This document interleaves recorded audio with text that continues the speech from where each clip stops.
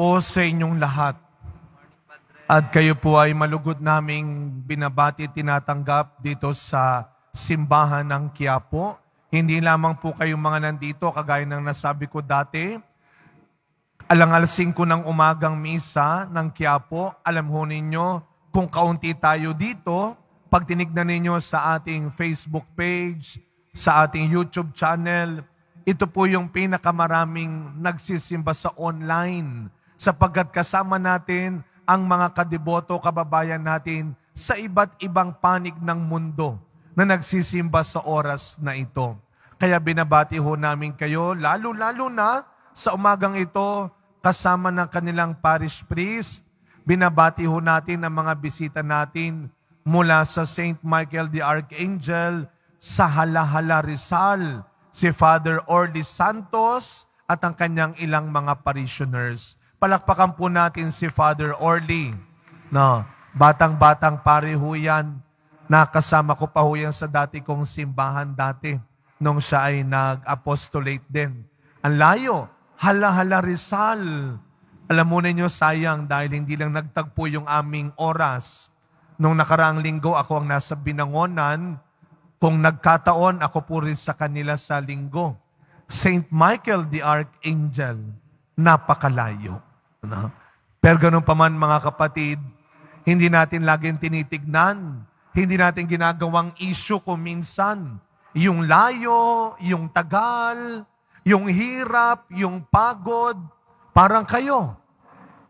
Yung iba po sa mga kadeboto natin, lalo na pag Biyernes, hindi lang naman ho, taga dito yan sa Metro Manila. Nagugulat na lang ako pag may lumalapit sa akin, pagkatapos ng misa at sasabihin, Father, galing pa kaming Isabela, i-bless mo kami. Galing pa kaming Ilocos, galing pa kami ng ganitong probinsya. Kaya nakakapagtaka at syempre nakakahanga. Hindi mo masasabi, siguro yung iba sasabihin nila, bakit naman kailangan pa nilang gawin yan? Marami naman silang simbahan doon. Alam nyo, hindi natin lubusang mauunawaan kung ang gagamitin lang natin ay ang ating isipan. Hindi natin lubusang mauunawaan ang mga bagay, ang mga tao, kung laging isipan lang natin ang paiiralin natin. Kaya ano ang sabi ng unang pagbasa? Higit sa lahat ng mga bagay, lagi kayong magkaroon ng karunungan. Karunungan na magsasabi sa atin kung ano ang higit, kung ano ang mas tama, mas mabuti. Kumpara sa ibang tao, ang isang bagay ay katangahan.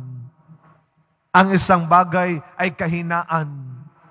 Ang isang bagay ay tanda ng pagiging talunan. Lagi natin iisipin, higit pa sa mga bagay sa mundong ito, ang kaharian ng Diyos. Kaya nga, Huwebes ngayon ng umaga, bihira ako mag-alas 5 ng umaga ng Huwebes dahil meron tayong feeding program, yung I-Thursday, yung mga nakita ho ninyong nandito sa may Plaza San Juan, yan po ay mga kapatid nating pakakainin natin maya-maya. Inaabot ho tayo nung nakaraan, bago mag-Todos Los Santos, 400 plus lagi. Nung last week, medyo nabawasan. Mukhang nagbakasyon din sila. 358 lang sila. Ito yung mga kapatid nating nakatira sa lansangan. Pero lagi namin pinapaalala sa kanila na kayo ay pupunta rito, hindi lang dahil nakahanda kayong kumain, kundi dahil nakahanda kayong makinig, matuto, at magbago. Meron pang higit sa pagkaing ibinibigay namin sa inyo. Pagkaing hanggang katawan lang ang kayang palakasin.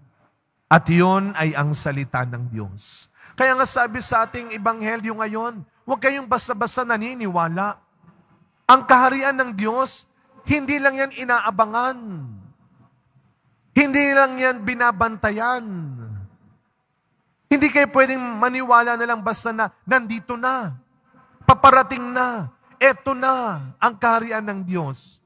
Alam nyo, Nobyembre ngayon, buwan pa rin na inaalay natin para sa mga yumao nating mahal sa buhay. Inaalala natin ang mga namayapa na. Ano ang paalala din nila sa atin? Isang araw, kayo rin, matatapos din kayo. Lagi ninyong tatandaan, lagi nating tatandaan, nandito tayo sa mundo, pero hindi tayo para sa mundo. Isang araw, haharapin din natin ang kamatayan.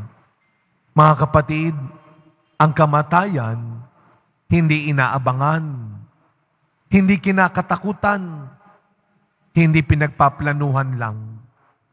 Ang kamatayan, araw-araw, pinaghahandaan. Paano natin pinaghahandaan ang kamatayan?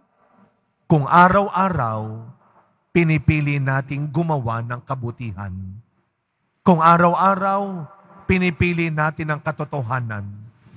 Kung araw-araw, pinipili nating mabuhay sa kabutihan.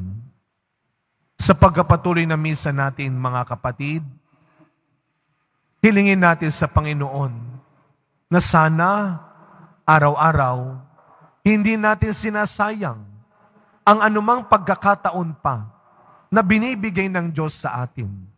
Ang anumang oras at lakas. Hindi natin masasabi na bata ka pa, matagal ka pa, matanda ka na, malapit ka na. Tanging ang Diyos lamang ang nakakaalam. Ngunit araw-araw, may isang bagay na alam nating lahat. Taglay ang karunungan. Alam mo, kaya mo pa rin gumawa ng mabuti at kaya mo pa rin maging mabuti.